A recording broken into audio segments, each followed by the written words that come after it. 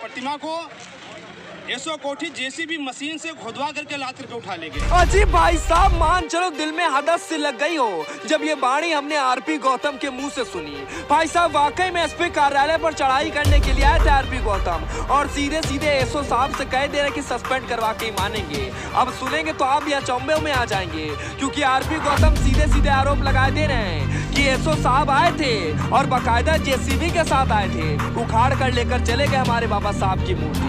सुनिए कि क्या कह रहे हैं आरपी गौतम। थाना कोठी में गांव इब्राहिमाबाद पड़ता है, वहां पर बाबा साहब डॉक्टर अम्बेडकर पार्क के लिए सुरक्षित भूमि है। गांव वालों ने बाबा उसी सुरक्षित लैंड में भूमि में बाबा साहब डॉक्टर अम्बेडकर की प्रतिमा स्थापित किया था। इधर 2-3 दिन पूर्व एसओ कोठी और अन्य प्रशासन के लोग मौके पर गए।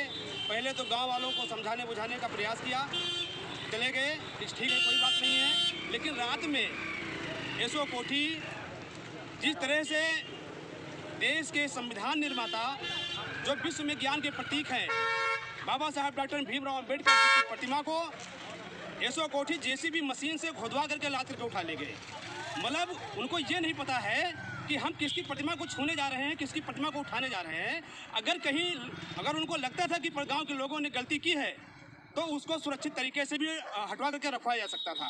लेकिन एसओ कोठी ने केवल जात ग्रंथों भावना से ग्रसित होकर के बाबा साहब अम्बेडकर को अपमानित करने के लिए उन्होंने प्रतिमा को जेसीबी मशीन से उठा करके लेके गायब कर दिया। और जब गांव के लोगों ने इसका विरोध किया तो उसमें से 14 लोगों को निर्दोष बंद कर दिया। कोठी के एसओ साहब से भाई साहब ऐसी उम्मीद नहीं थी कि ऐसे ऐसे आरोप भी लग जाएंगे।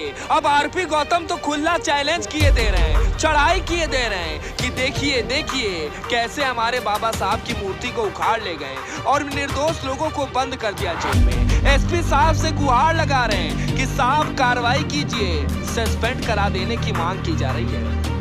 हम आज अभी डीएम साहब के यहाँ भी मिलने गए थे, स्टाफ से मिल करके आए हैं, ज्ञापन दे करके आए हैं, कप्तान साहब से भी मिलने आए हैं। हम लोगों की प्रमुख मांग है कि जो इस तरह के जो दलित विरोधी जो कानून को अपने हाथ में लेने वाले थानाध्यक्ष हैं, जिनकी मानसिकता महापुरुषों के प्रति ठीक नहीं है, ऐसे लोगों के खिलाफ मुकदमा दर्ज हो, इनको नौकरी से बर्खास्त किया जाए।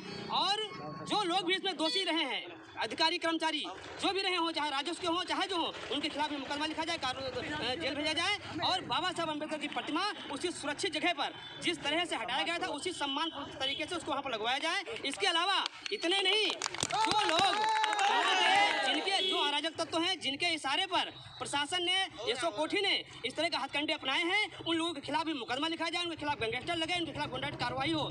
इतना और अजी आरपी गौतम जी बस कीजिए, बस कीजिए, बस कीजिए, वरना गला बैठ जाएगा, कैमरा हिल जाएगा और बाराबंकी में भूचाल आ जाएगा।